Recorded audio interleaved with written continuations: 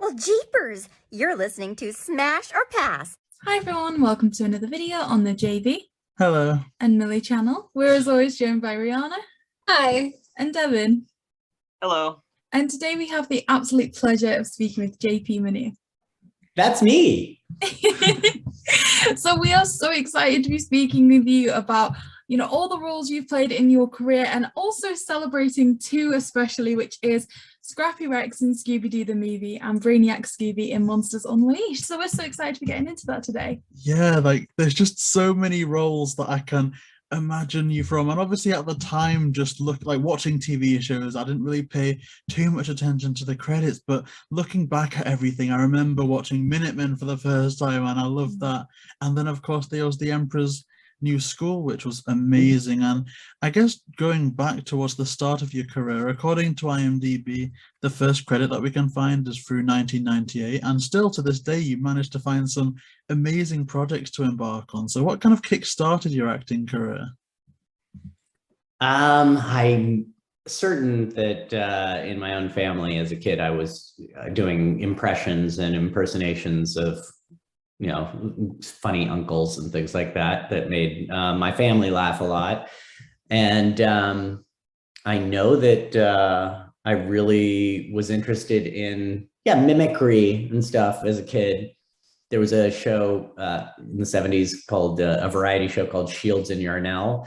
They were married mimes in real life, and they at the height of the 70s variety show craze, when there was Sonny and Cher and Donnie and Marie and all of these other variety shows, Shields and Yarnell got a chance to host a show, and they would do a routine where they were these robots, a married couple of robots at breakfast trying to serve cereal, and everything would go pouring all over the place. And so I definitely remember learning how to move like a robot by, obsessively watching them on TV.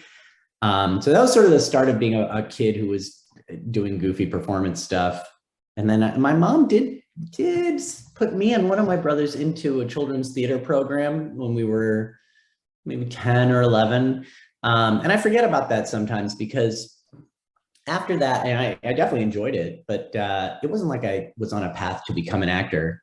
I wasn't one of those kids, who was a child actor and then kept doing it later on. It was just for fun.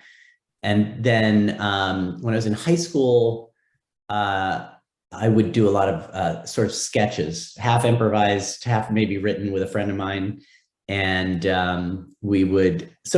had to have an actual announcement if you were going to raise your hand and say something in front of the school. And so there was always some little thing that was a factual thing that had to be conveyed, but definitely dressed it up in a whole character sketch or something. And it was all about performing.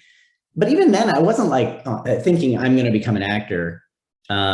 It was a drama teacher at Thatcher School, where I went to high school, he had been a graduate of Northwestern University's theater program, and knew that my personality would be drawn to the improv comedy scene in Chicago with Second City and Improv Olympic. And I certainly, when I was younger, had watched Second City, SCTV.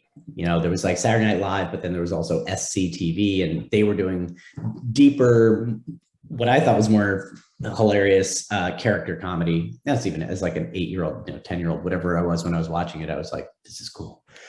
And that's, my teacher was right. Once I was near Chicago, I was really interested in all that comedy stuff. And there was a show on campus that modeled itself kind of after Second City and Saturday Night Live, and it was called The Meow Show. And a lot of people that from other stuff have come out of that show, like Julia Louis-Dreyfus, and Anna Gasteyer was my roommate off campus my junior year. I think she was a senior and I was a junior, or maybe she was doing an extra year or something, but I lived in an apartment with her and a few other people. And Seth Meyers and a lot of very talented people came out of that student-run comedy show. But even then, even in an undergrad theater program of some renown and being so close to Chicago and all that, it still wasn't so I don't know what I thought I was going to do. I definitely wasn't like actively trying to prepare for a career as an actor. But because I grew up in Southern California, what was for a lot of people a big life-changing move to Hollywood and try to make it maybe wasn't so scary for me, because I had family only a couple hours away. So I grew up in Santa Barbara, which is just about 2 hours to the north. And so, yeah, it was really, I like graduated and I knew I wanted to do something in TV or film, but I wasn't sure I was going to be on camera doing it. I thought maybe I'd be collaborating with other, people I thought were smart and funny and writing stuff or producing stuff. And then that was all the like stuff leading up to just physically getting to Hollywood. And then doing improv comedy with friends out here. There was one guy who was in LA theater sports with me, and he was like a junior agent at a commercial agency. And so he's like, I can't sign you as a client, but every now and then there'll be an audition I can send you on. And then if you get it, it'll be good for me and it'll be good for you. And that's what happened. I started doing commercials. And so that was really where like all of the silly performance stuff and mimicry and physical comedy, suddenly when I got my first check for like being funny in a 30-second commercial for something that was actually on TV, all of a sudden I was like, oh, I'm an actor. So that was my long journey to like being able to admit that like, oh, this could be a career. It's something really interesting to hear how, you enjoyed like variety shows. The comedy genre was certainly something that you said was quite prominent, but were there any actors that you enjoyed watching or anything like that? Sure. The, Saturday Night Live for sure. But those people don't seem real, when you're young and they're on TV. Like I definitely loved watching Tom Hanks on, I almost said Perfect Strangers. This is the other one, Bosom Buddies. But also Bronson Pinchot, he played Balky on Perfect Strangers. There were sitcoms that had some very confidently, and charismatically funny people on them that I definitely was drawn to.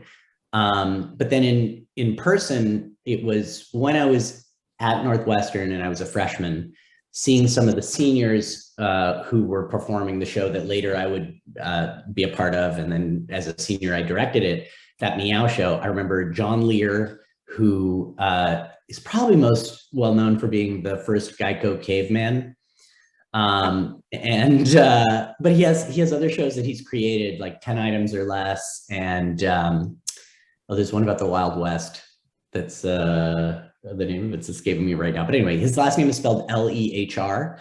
John Lear, and then the guy he did a lot of comedy with on campus, his name was Jerry Saslow. And I watched the two of them just get a simple suggestion from the audience and then just be hilarious for, a full 5-minute sketch or whatever that was completely improvised. So those were the biggest kind of role models to me that I was able to like, reach out and touch, shake their hand and say, oh my God, it's so great. They'd be like, cool, hang out with us. I'd be like, I get to hang out with you guys, yeah. That is super interesting to hear who kind of inspired you and what inspired you to get into acting. You kind of touched on your journey about going into the acting field and not really knowing you're going to go, but officially decided that you were going to go into acting. Was there a specific genre besides like maybe comedy, character acting type things that you wanted to go into? Was there anything specific besides that, or was it just always comedy? I definitely knew I needed to be collaborating with people I thought were smart and funny. I mean, otherwise you just get it. For my personality, I want to tell a good story as much as anybody else, but the process of storytelling for film or television it's long, it's slow, it's broken up into lots of little pieces. So you want to enjoy the process as much as possible, so that when you're actually doing something, it's joyful if it's comedy, or at least so you're all on the same page when you're trying to do something that's very dramatic or tense. So as far as like film, I probably always saw myself in some sci-fi time travel. Look what I ended up like. It's no mistake. I ended up being like an alien or a robot, in a format that is kind of family friendly. Because that was the stuff I like to watch a lot. But on TV, definitely like the comedies, the things that felt like they had a live audience, so multi-camera sitcom. Now in the era of COVID, fewer and fewer shows bother to bring in 300 people in a studio audience. So they often, they either just sweeten they'll have pauses when they're recording it and they'll add the laughs later, or they will finish an edit of a sitcom and then show it to a live audience in a controlled setting later and record their laughs when they're watching it. So it's still like the real responses to the comedy, but the actors on stage only had the crew laughing if they laughed. And often, when they see something for the 10th time, they're not going to laugh anymore. So it's a really long roundabout way of answering your question. But so it was, I probably saw myself in sci-fi movies and sitcom TV shows. Oh, that's really interesting. And it's quite interesting to see how everything came about from the start of your career to where you are now. And we know that before your acting career, or very early on, you appeared on several game shows as contestants. And to what extent do you feel like this prepared you for acting on screen? I think I had, I'd already been playing with like being in little videos and things, either with friends or family members. And my dad used to bring home a VHS camera he taught at a school. And so he'd like get it from the AV club, and my brothers and sisters and I would mess around with it until he had to return it, stuff like that. So it wasn't being on a game show when I was 16 on Wheel of Fortune Teen Week, and being, and then later becoming obsessed with like getting on game shows more. I dragged my family onto Family Feud. And then when I was like 22 or 23, I went on Jeopardy. That stuff, it wasn't so much that was preparing me to be on TV later, as much as it was just me being like, I want to be on TV and I don't know how to get on TV. So here's how people who are not professional actors manage to get on TV. Like they get on a game show. So it gave me some experience being, on national television. That was cool. But it was much more like me wanting to do it than learning from the experience of being on it. Although, I should take that back. Physically being on the stage of a, TV game show that has 3 or 4 cameras covering everything, that's a lot like doing a sitcom. And they'll tell you like, okay, when you see the red light on top of this camera, like that one's looking at you right now. And if the red light's on this camera over there, for most people you see as contestants on game shows, they're oblivious to it. And, the cameras will catch them as they catch them, and they still have time to edit them. I don't know if there are any live game shows. But I was definitely aware of that. So yeah, I take back everything I said. I did learn a lot from game shows. Although Jeopardy was, that was a whole scheme. That was a scam. I cheated my way to get onto it, specifically because I felt like I needed a demo reel when I came out to Hollywood. And because there were some student films and things I did, but I didn't feel like I had any proof that I had already been on TV, which it seemed like you need to prove you have already done the job to get the job, So that was one thing I realized. I was like, oh, maybe if I could get on a game show again, now that I'm 22 and not 16, that'll be like, look, I'm on TV. Here's my calling card. But I definitely wasn't smart enough to get on Jeopardy. So I won't tell the whole story. You can go on YouTube, and if you put in the search window my last name, Manoux, M-A-N-O-U-X, Jeopardy scheme, there was a storytelling event where I told the whole story, and it's probably long. It's probably like almost 10 minutes long, but I think the story is, if you're interested in knowing how you can cheat to get on a game show just to get a few minutes with your face on TV, that story's for you. Oh, we'll definitely be sure to include that in the description down below. And of course, I don't have the exact link, but I'm sure you can find the exact link to the video. We'll definitely do some looking for that. That sounds really, really interesting. So we can't wait to watch that. And I guess, like you say, with your experience, in front of the camera, looking for the cues and the red dot. Now, obviously, that's kind of more catering you towards acting, on screen. So when you eventually did, voiceover work, would you say that you had a preference between on-camera acting versus voiceover acting? The most fun that I've ever had as an actor, and what probably suits my, debatable skill set, is the live multi-camera sitcom format, because it feels like theater. You get a response of some kind, you know what's working, what's not. I love the adrenaline rush, like when I was doing improv on stage, of doing the first pass of a scene, and then some jokes work, some jokes don't. The writers huddle up, they'll rewrite half the scene right there and say, you say this, then you do this, and then she's gonna toss this over her shoulder and you catch it. And it's stuff that like you did not rehearse all week, but you'll do it on the second pass for that same live audience to give them something different and fresh. That I love that feeling. That's fantastic. Voiceover stuff, you know, you make your choices, and the people who are directing you will maybe give you some feedback. You're shooting these pieces, and then somebody else is going to play with it a lot, edit, re-edit, maybe reshoot, maybe re-record. You know, so it can be a huge window of time between your performance and any feedback you get. You know. And knowing like what worked, what didn't. And in between, you don't have any, if you have any shoulda, woulda, couldas, any things of like, oh wait, I want to do something differently. Let's have your hands like, and then when you see the final thing, you just hope that like somebody else put the pieces together in a way that you're proud of. So as far as the process, I like the immediate response of an audience that you get from TV. And you know, I've been lucky enough to do enough different things that I don't need to like see myself to be proud of something I was a part of. So it really kind of doesn't matter as far as the finished product, what the format is. If it's good and people like it, terrific. But the process for me is I still like an audience.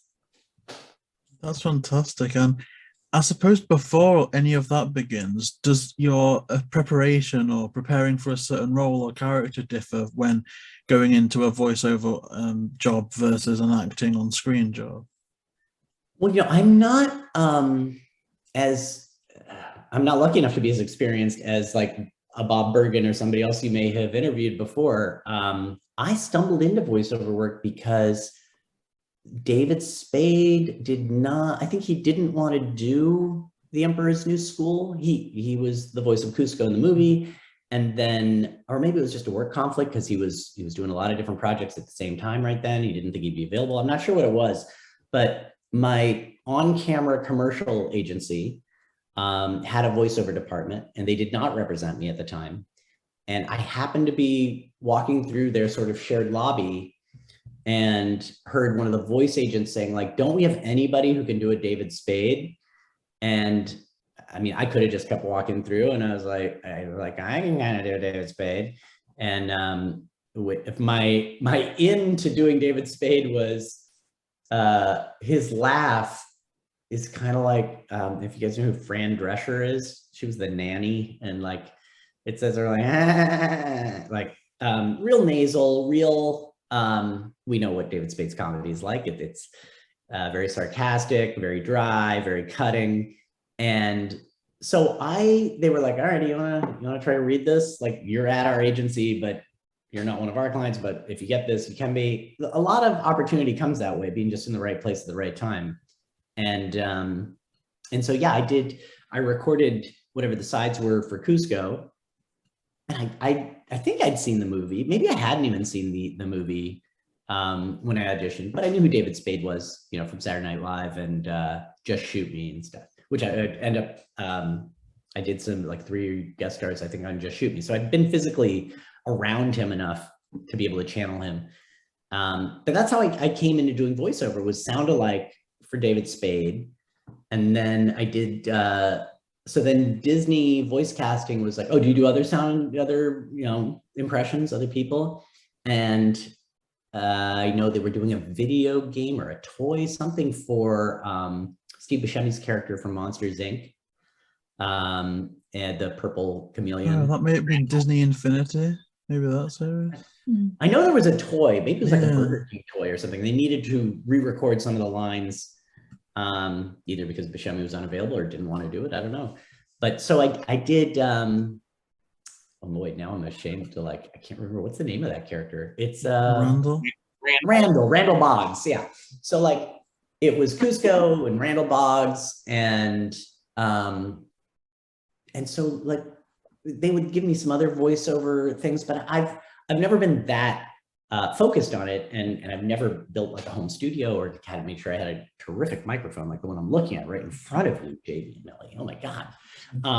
So I didn't invest myself so much in a voiceover career, and that I think it kind of shows that, like, you know, I've been lucky enough to I got brought in to do the table read of Scooby Doo, but I was reading Scrappy, but then they would say like, okay, but you can't be Scrappy because, you know, so-and-so is the official, you know, Hanna-Barbera voice of Scrappy, or they assumed he would do it for the movie, but they were negotiating, I don't know. But at the table read, they liked what I was doing for Scrappy enough that then when it came time to record the other versions of Scrappy Rex or Scooby Brainiac or things like that, they were like, oh yeah, bring in JP. But that's kind of it for voice. I did a few radio ads and things, but I've always been more focused on the on-camera stuff. So yeah, I'd love to do more of it, but I need to get serious. I need to get focused on it and really cultivate, you know, some good instrument and have good practices. You can't be screaming all, you know, in a loud bar, and you can't, you know, forget to hydrate and stuff. Like if you're going to use your voice as your career, you got to take good care of it. And guys like D. Bradley Baker and James Arnold Taylor, maybe you need 3 names too. Those guys, they're friends of mine, and they're so incredibly talented, but they're also such professionals about, you know, and very exacting professionals about what they do, that it makes perfect sense that they are able to create all of these incredible characters and be so sought after by, you know, animated productions. One thing you're saying there as well was about, you know, kind of like being in the right place at the right time, and that's how, you know, one of the roles had kind of come up. But in terms of like audition processes and things, a lot of our viewers are aspiring actors themselves. So what advice do you have in regards to things like auditions, or I know throughout, you know, lockdowns and things, self-tapes have become a lot more common as well? Yeah, my peers and I we're starting to do a lot of self-tapes before the pandemic, but certainly afterwards, you know, all those casting offices they didn't want people coming through their doors. So everything became self-tapes. I think since 2020, I've only had a couple of auditions where they wanted people to still physically show up. What's great now is I don't think it's necessary to spend money renting, you know, studio time or a place with a professional person to read with you where there's already good lighting and stuff. Like I think the quality, you know, especially like the new iPhone has cinema mode. And so if it's basically whatever, the photo portrait mode, but for video. And I've booked 2 jobs recently for single camera projects. So one is I did an episode of the new Charmed. I was on the old Charmed like 20 years ago. Now a different character on the new Charmed that aired a little while ago. I shot that just with my phone. And then just this week, I'm in the middle of shooting an episode of CSI Vegas.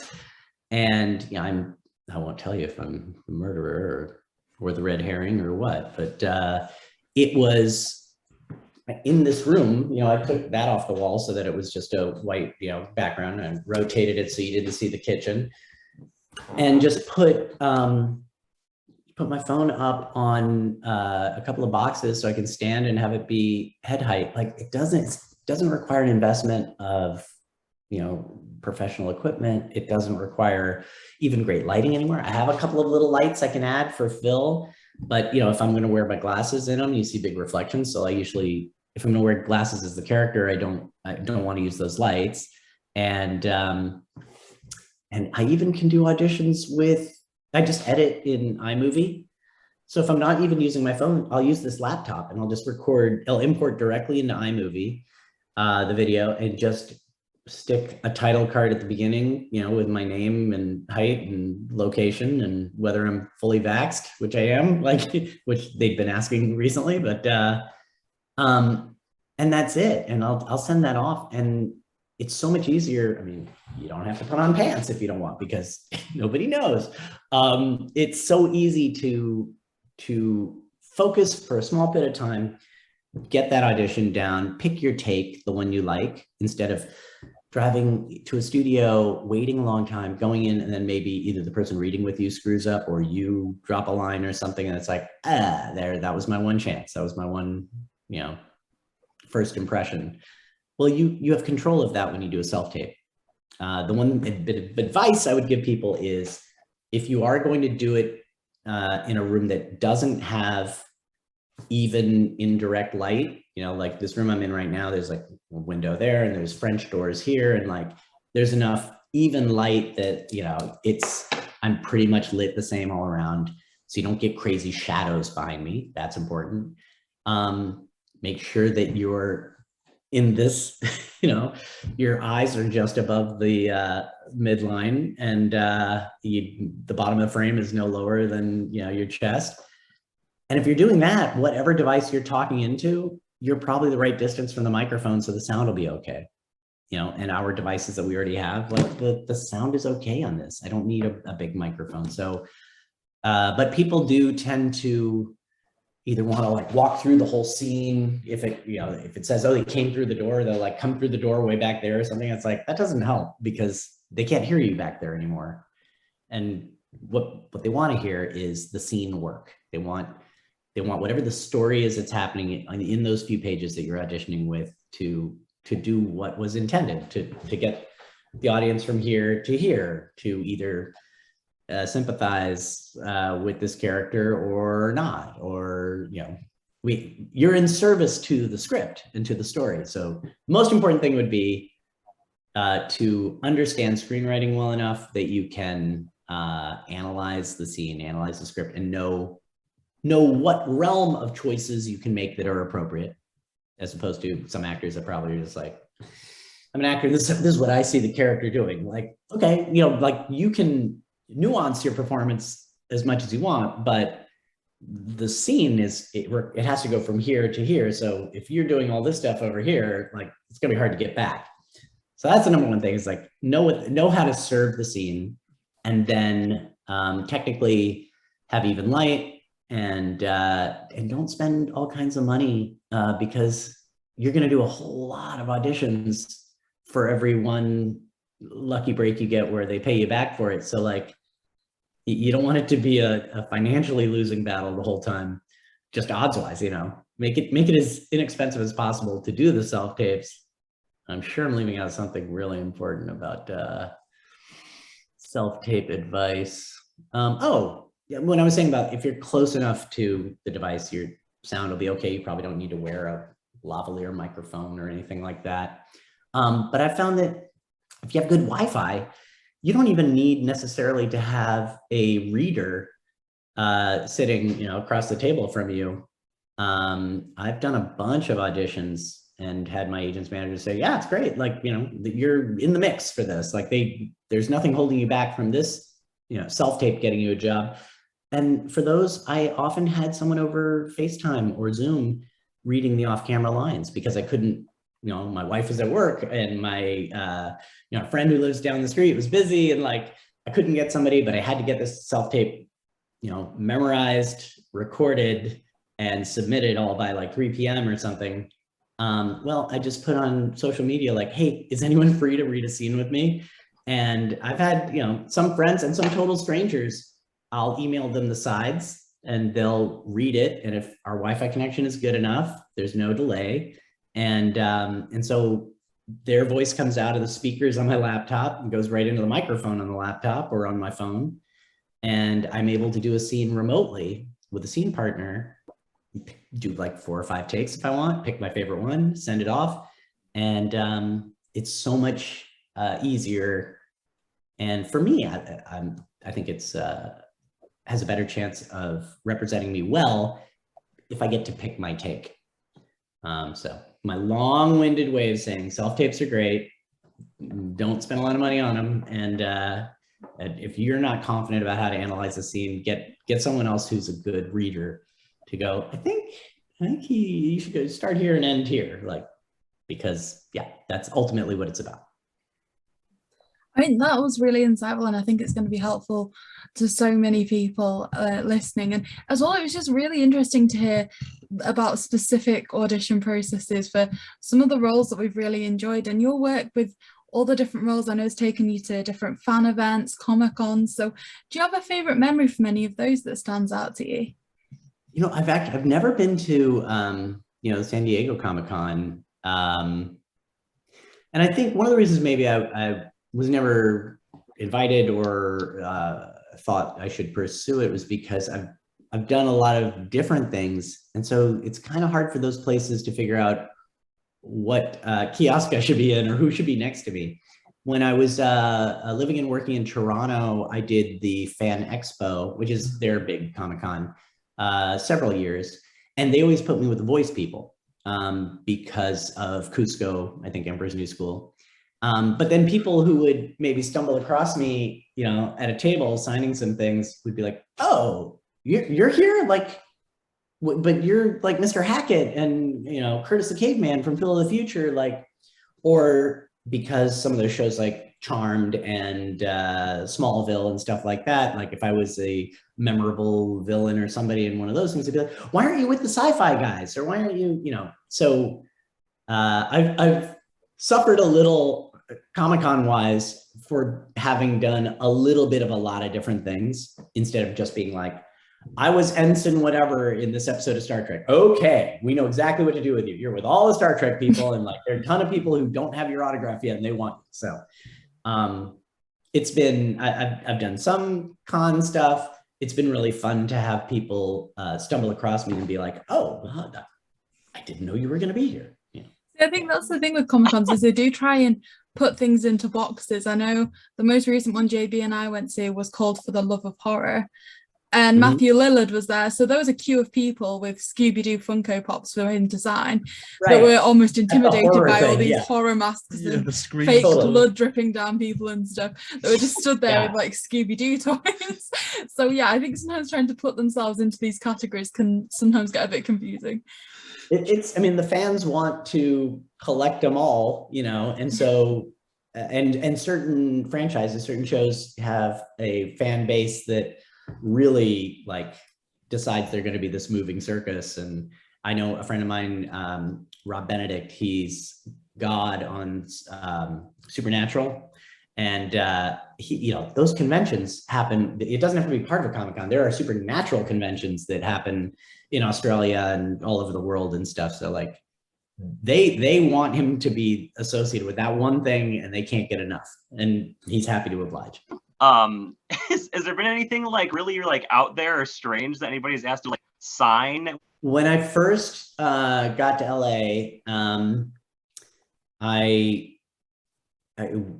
you need to get like a certain number of vouchers to join the union. Like you have to be, it's one thing you have to pay your union dues to get in, your membership dues, but you also need to have had a few opportunities where producers said like, he's not in the union, but we want him and we're willing to pay a union wage to him. And then you're like, okay, you get your first voucher, you get your second voucher, you get your third voucher, and then you're, I don't know how many it is now, but in 1990, you know, 4 or whatever it was, that was the situation. And so Pumpkinhead 2 was a movie, and if you like horror, it's probably not as good as Pumpkinhead, but it does have its schlocky merits.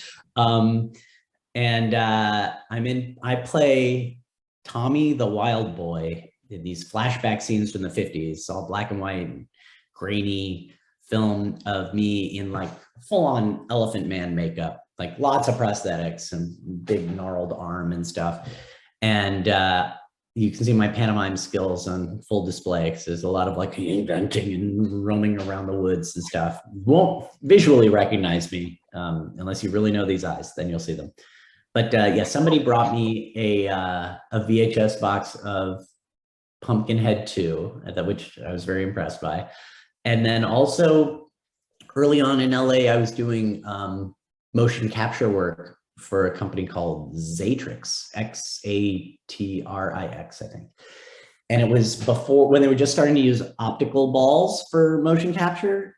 But I was still using, with this company, these 11 big magnet like blocks and an umbilical with all these cables and wires coming out my back, like way bigger and clunkier than the movie The Matrix. And I had I played all the characters in a video game called Redneck Rampage. And so I'm like, I'm the rednecks, I'm the aliens, I'm the chickens, I'm the like sexy bimbo, I'm everybody in the game. But it was all just, you know, stick figure animation that they later would wrap, you know, the graphics around and stuff. And somebody brought a CD-ROM of like Redneck Rampage to Fan Expo and had me sign that, and that impressed me too. That is super fun. I've never personally seen Pumpkinhead 2, but that definitely sounds like the type of movie that like I would like personally enjoy. I think it was the kind of movie that I mean, I know we all enjoy, but I definitely loved. I definitely loved Minutemen growing up. That was a huge movie that I loved growing up. I remember when that premiered, I was like, oh my God, this is a great one. What were your scenes like to film for that movie? Minutemen we shot in Salt Lake City, and I had either just finished doing Phil of the Future or was currently doing Phil of the Future. I can't remember. I must have finished doing Phil of the Future. And it was very similar characters, the principal of the school instead of the vice principal. And he, you know, something going on with those kids. So it was in my wheelhouse. And what I remember really loving though was hanging out with Nicholas Braun, who we all know now from, he's cousin Greg on Succession. It's super, super funny. And he's like 6'5" or 6'6", and I'm 5'6" on my tallest day. So when the two of us were next to each other, it was kind of instant comedy chemistry. And so I remember a lot of laughs with him on set. And the director, Lev Spiro, has done a lot of Disney Channel movies and other sitcoms and things. And yeah, I've had the chance to work with him a few times. And so it was really fun to be on set with him as well. Wow, that's amazing. And, you know, you listed off all these different actors that you've worked with. And on the set of Minutemen, you know, how you were just talking about it, it seemed like it was so much fun and everyone had a real laugh. So do you recall how long you were filming the scenes for? I think we were probably there I was there maybe 2 or 3 weeks. The whole shoot, I imagine, was only around a month or 5 weeks long, I think, because they, you know, prepare and try to shoot, knock it out as fast as possible. And also because we were using a school, I guess, in the summer, it wasn't like, and it's Salt Lake City, you know, you got to get all of it before either snow comes or classes are back in session and like you don't have access to the school. So I don't know exactly how long the whole shoot was, but I don't think I was there more than 3 weeks. Thank you. And you know, another show that we all like loved watching growing up, and we even watch it now, and you mentioned it earlier, is The Emperor's New School. And one of the main things that we think made it all like come together perfectly was the chemistry with the other characters. And did you record separately from the rest of the cast, or were you all in the studio together and recording the voices? I think like a lot of animated shows, it's really unusual to be able to record in the same room with people. It's all piecemeal.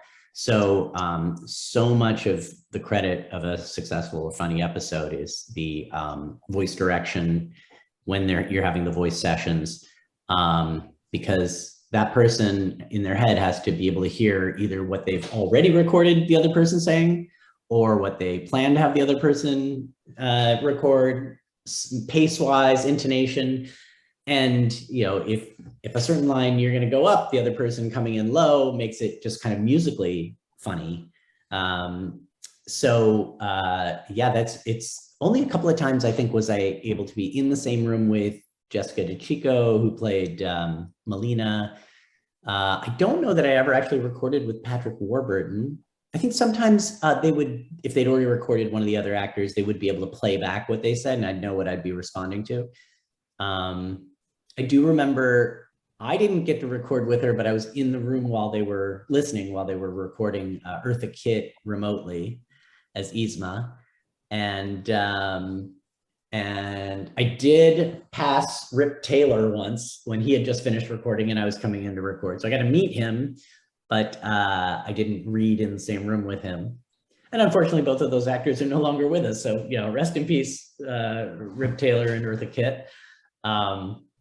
Patrick Warburton, I've worked with in person on, there was a Get Smart sort of sequel movie to the Steve Carell and Hathaway one called Get Bruce and Lloyd. And there's like one scene that we shot that doesn't even end up in the movie, in the cut of the movie. They stuck it on at the end, like with the end credits. But I would love to get the chance to work with Patrick Warburton again. John Goodman, you know, I've never met him, but I've done a lot of scenes with him. It's very surreal. Think of the people you've worked with, but you really haven't.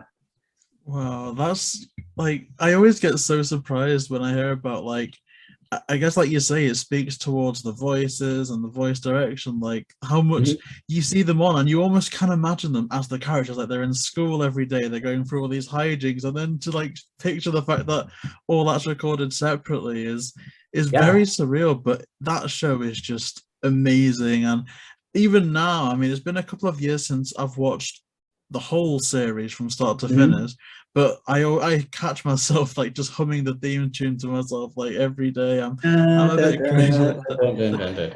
Yeah, he's on his way to the throne, he's on his way to success, but he's got to go to school, he's got an 8-star test, he's an emperor to be, and he's totally, oh, I'm sorry, that's crazy. All about me. It's just crazy. Yeah, it was, I was so lucky. Again, the next time I see David Spade, I will thank him again for either not wanting to do it or being unavailable to do it.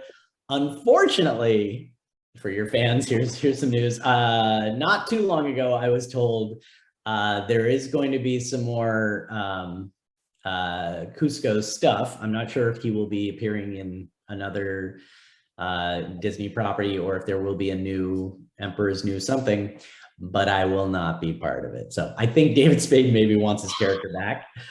So I think I've been very flattered that there have been plenty of people who've let me know that, like, well, you know, he did the movie, and then like there's so much of the show that the character started to kind of become more me than him.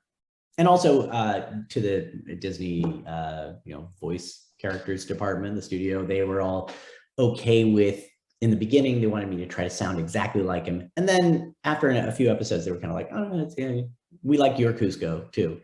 So it sort of became, I became more comfortable not having to imitate him.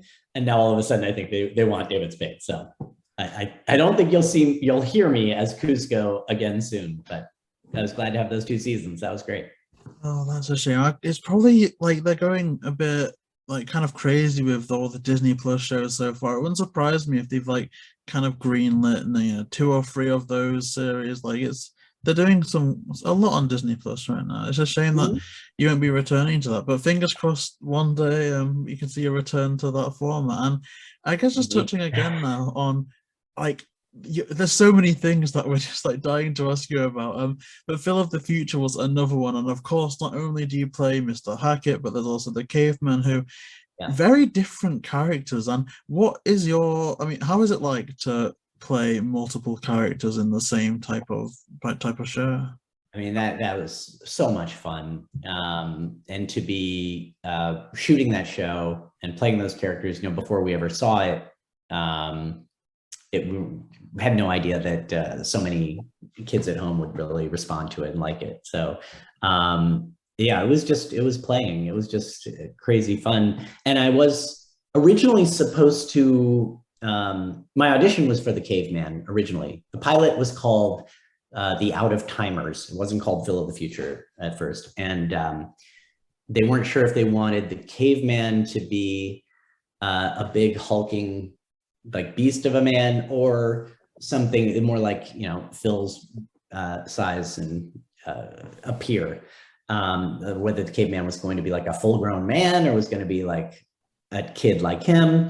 And so there were a lot of different people went in and read, men and women. And I remember they ended up saying, oh, you know, we're casting this 7-foot tall guy, and like, you know, but you were great, and they thought you were great, and they want to use you somehow in the show.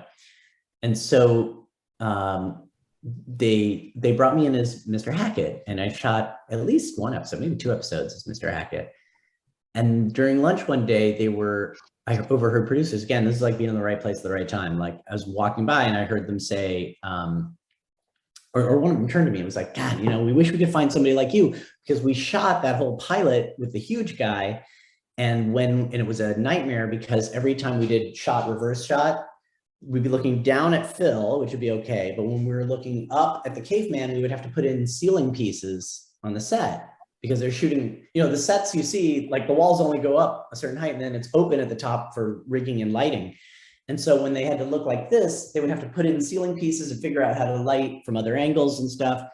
And also when they finished the edit and showed it to some kids, the kids were scared of the caveman. They didn't like think it was funny. They thought he was like kind of a monster.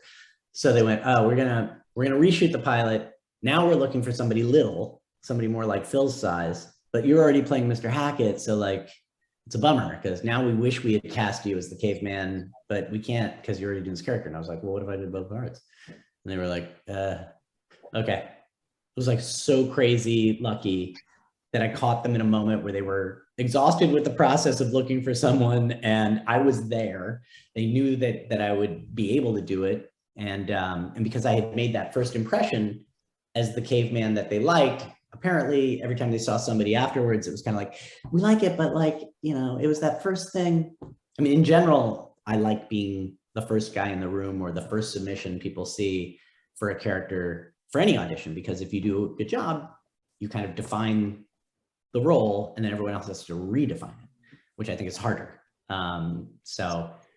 I got to play Curtis in a couple episodes that Mr. Hackett wasn't in, as Mr. Hackett, and episodes Curtis wasn't in. And then they started writing the two in the same thing. Maybe the writers forgot that it was the same actor and that it was going to be hard to do physically.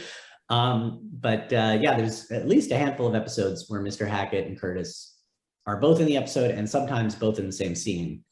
And that was super, super fun because I would, you know, be all done up as the caveman and then like quick, I'd like take off the wig and hand it to the bald stand-in and like, you know, they'd take off my beard and I was all clean shaven underneath and quickly put me in like my nerdy, you know, sweater vest or whatever. And then we'd shoot my side of a scene. So in the very first episode, Meet the Curtis, the first episode where you meet Curtis, it was actually, I think maybe like the 5th episode that we shot. They were sort of reshooting the pilot, the parts of it with the caveman. And there's definitely a scene in there where Mr. Hackett and Curtis encounter each other. And yeah, it's crazy fun. It's super silly. And then when you see the editor put it all together, you're like, oh, it actually works. So really, really fun. That certainly does, like you say, sound fun, sounds like a challenge, but I guess quite unique, and from that point makes it a memorable experience as well. And it certainly is a show that was memorable for a lot of us. And another, you know, project that you've worked on that is very memorable to a lot of people is Scooby Doo the Movie, which is about to celebrate its 20th anniversary. So in this movie, you were the voice of Scrappy Rex. So how did you come to be involved in the film? So that was, I think I mentioned earlier, it was a table read where I was reading for Scrappy, and they liked me. And so, but they knew that they had this other guy who I think was contractually already, you know, they were obligated to give him the part of Scrappy.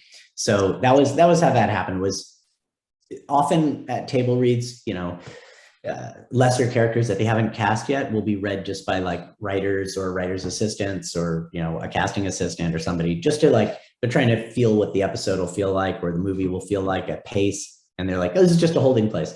But anytime you're brought in, even if it's for a role that you are cast for, you're still auditioning. Like they'll be like, oh, don't worry, it's just a table read. But I've definitely seen people like sort of phone it in or, you know, not be great at a table read, and then they'll replace them, you know, like the next day with someone else. In my case, I had nothing to lose because I was told up front, you're not going to be in this. And so I was just having a great time channeling the characters. So it was like, I was Scrappy, but I was also doing Scrappy Rex and, you know, Scooby Brainiac. The other thing, like I was there to help, and they would be like, well, why don't we just cast him? He's great. Like we like him. So that was flattering. And that's how I ended up getting the opportunity to be in those movies. It certainly wasn't because like I was an established Hanna-Barbera voice guy or anything like that, or, you know, yeah, that's the Scooby stuff is like one of the things I'm lucky to be associated with, because I would have never thought that, this many years later, people would still be interested in it or think about it or say, we're glad you were a part of it. I got to do one little, a day of voice work on My Neighbor Totoro.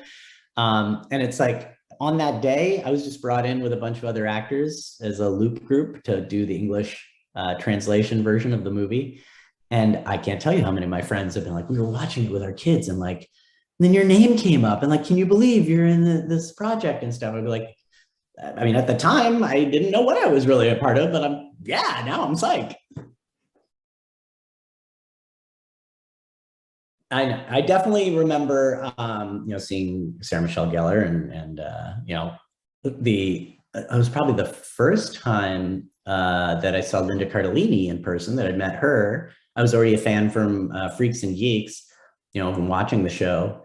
But yeah, I met her in person, I think at the table read for Scooby, and then later ended up working with her on ER, which was great. And now I'm a fan of Dead to Me, the series that she's on.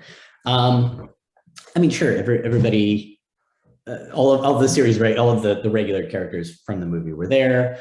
I'm assuming it was on the Warner Brother lot. I think it was. But yeah, it's tough to I don't keep a great journal, I have some friends who, I can go through my calendar and see when every audition was, or when I, had a day of work or did a table read, but I don't have lots of notes and stuff. So unfortunately, I can picture people who were there, a handful of people there, but I don't really have any like memorable anecdotes from that. Sorry. Oh, so you might not remember that. Do you remember any scenes that you filmed or lines that you had that got cut out of the Enzo film, or no? That got cut out of the Scooby movie. Yeah. I mean, for me, it was like all of the Scrappy stuff, but I knew it was going to get cut. So, I didn't become attached to any of it enough to be like, oh, I really wish my line reading on that thing made the final cut of the movie. So no, and I'm surprised sometimes when I'll see people say like, oh, it got this movie or this TV show like got completely rewritten or got completely, because unless there was a really specific scene I remember shooting that I miss, it not being in, like, it's hard to kind of remember what take and what scene isn't there that did exist. Everything's such short-term memory, because as an actor, you really have to learn for audition purposes. I've got to memorize 5 pages, in the next hour, I've got to present it confidently, but then it's not like I hang on to those 5 pages, for the next 20 years. Like I only have so much RAM memory. So like, I gotta get some of it out to get clear my mental files and put in the next thing. But I did a bit in the Bob Odenkirk movie, Nobody, which is a lot like, if you guys haven't seen it yet, it's like the John Wick movies, except instead of Keanu Reeves, it's a suburban dad as the CIA assassin who's, gonna have one last go around beating people up. And Bob Odenkirk's great in the movie. It's funny, but it's also very exciting, and it's a good action movie. But yeah, I had like 3 scenes in that movie that I do remember shooting because it was more recent, and because I really thought my character was going to be more pivotal than it ended up being. And then when you see the final cut of the movie, not only are some of those scenes gone completely, but the scene that is in there, I'll be like sitting at a laptop and I'm looking at it, and I'm in the context of the movie, I'm being blackmailed by like, some Russian spy, and they're popping up pictures of like me in all these compromising positions and things like, and saying, we're going to send this to your family unless you, give us the information on whatever. And so like, I'm reacting to that, and then it advances what I do next and stuff. But that wasn't in the script. That's all editing later when they completely like rewrote the movie. They used footage of me where I'm supposed to be doing research on Bob Odenkirk's character, and all these, I'm seeing like trying to get it files. I'm supposed to have access to everything, but everything says like, no access. And I'm like, what the fuck? Like, that's what I'm actually reacting to when we filmed it. And then later they changed their mind about what they wanted the story. They eliminated some other characters that I was talking to on the phone, so they couldn't use me talking on the phone.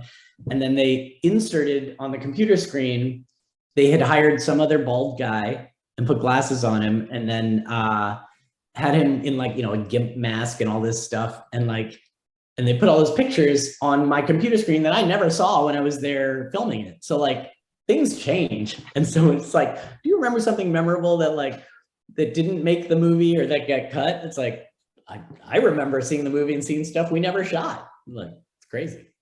That's quite crazy that, you know, it seems like it happens so like more often than not in a lot of things, because with Scooby-Doo, there was it's famous for being highly edited. Things were taken out, rewritten, reshot and all that because of a negative first reaction, like screening. But given that, you know, we're currently celebrating Scooby-Doo's 20th anniversary, how does it feel to be part of a movie that people still love so much after all this time? It's terrific. It's great. It's, you know, as I was saying with like Disney Plus and Emperor's New School, like when it's on TV, and at that time, you know, there really weren't streaming platforms when we were doing Phil of the Future or Emperor's New School. And so once it got pushed out of the broadcast cycle, you know, because like, oh, we have a new show called Hannah Montana. Now like Phil of the Future is canceled. We had a big cliffhanger episode, but we're never going to go back and find out what happened. Sorry, fans. You think that's it. Well, now, because these platforms want content, you know, there's always a chance that a show gets rebooted or gets that final movie that it didn't get before. So yeah, it's awesome that you guys can, and everyone else who's a fan of the Scooby movie has easy access to it. You don't have to wait for it to like be in theaters again. And a lot of your subscriptions include, you know, the ability to see stuff without having to pay any extra rental fee to watch it or anything like that. And for people who are super fans, they can watch it over and over and over again. They can freeze frame and go back and like zoom in on some weird specific prop that was, you know, on a shelf behind them. Like, I'm sure there's lots of exciting stuff happening behind JB and Millie there. That's, you know, those shelves are full of stories to tell. So, and yeah, you guys also have cool stuff behind you. Yeah, it's great because you don't expect it. It's not like when you do this thing, you go, and in 20 years, you know, or in 40 years or whatever, like people are going to love this. You can't count on that. So it's a pleasant surprise and a delight to be able to enjoy, you know, these celebrations and new fans being able to be brought into, you know, the universe that you guys are already a part of. It's been incredible talking to you about, you know, everything that you've done throughout your whole career to, you know, touching more on Scooby-Doo. And I guess just briefly touching on the second film, where you played Brainiac Scooby. Do you remember at which point in the filming process you were told that you'd be brought in as that role? No, I mean, it really surprised me, because the same way I knew that unless something tragic befell the guy who was Scrappy, I thought the stuff I was recording was all just holding place, you know, was just like temporary for now. And so when it's like, oh no, they used what you recorded in the movie, like that surprised me. So, you know, sometimes you have high hopes for something. You think this is going to be your calling card in the future, and it turns into nothing, or maybe never even gets released. You know, and then other times you don't, you're just there to help, to serve, you know, to, if you're a professional performer, you're getting, you know, compensated for it. But a lot of the time I'll do jobs and single days of work on things as a favor to the casting director or to the producers, or, you know, there was like a Hallmark Channel movie I did not long ago, and it was just, the producer was somebody I knew from the first season of Phil of the Future. And he was like, hey, I don't know if you're free, you know, but we have this weird Saturday shoot. We don't usually shoot on Saturdays, but like the guy who was going to play the goofy waiter in the scene, yeah, can't make it or has COVID or whatever. It's like, you know, we need somebody quick. And then, you know, you don't expect much to come of that. So anyway, my long answer for, Professor Brainiac Scooby, or like, it's not something I expected to be a real thing, and then I lucked into making the final cut. Oh, that's fantastic, and we're so glad that you did, because that whole sequence is just so much fun. And I guess, like, to get into the process of wrapping things up, for we've loved to speak about what you've done in the past in terms of looking forward. Is there any like upcoming projects that you've got going on, or anything that you can share with us today? Yeah, so like the one I'm shooting right now, the episode of CSI Vegas, I would suspect that the new season will drop sometime around September. I mean, that was the old model of when series would launch their next season, but I don't know exactly what that schedule will look like. I assume it'll be on, I think it's CSI Vegas. Is that CBS? I should find out. Maybe it's ABC. Maybe, but Paramount Plus, maybe that's where you'll see it. Anyway, that the character I'm doing in this episode for me is unusually a meaty role, and again, unless it all gets cut and they change what's on my computer screen, I get to be in a bunch of scenes, and it's something I'm really looking forward to. And it's definitely a character, definitely gonna be a little scarier than some of the Disney Channel stuff I've done in the past. So I'm looking forward to that. And otherwise, I'm always auditioning. So by the time this you put this online, I will have probably shot a couple more self-tape auditions, and I will let you know if there's another thing I can be, promoting. That's fantastic. And is there any place where people can keep up with the work that you're doing, be it a website, IMDb, any social media? IMDb, I update it pretty frequently. Other people do too, but I'm certainly the first guy to know if I'm going to be working on something soon. So I would say IMDb is where you can see my things I have just finished working on. Those will be at the top of the list of film and TV there. But otherwise, I'm old enough that after MySpace, Facebook, and Twitter, I was like, that's it, no more. So though I have an Instagram account, I never think to look at it. I'm not on TikTok. I'm not doing any choreographed dances with my niece or nephew. So I would say Facebook. You can there's probably a few fake profiles, but I think you'll be able to tell which one's the real me. On Facebook, I'm still active, posting stuff for friends and family, and you're all welcome to be my new friends there. And on Twitter, I'm at JPMANOUX on Twitter, and I post there. I'll post things in both places if it's work related, for sure.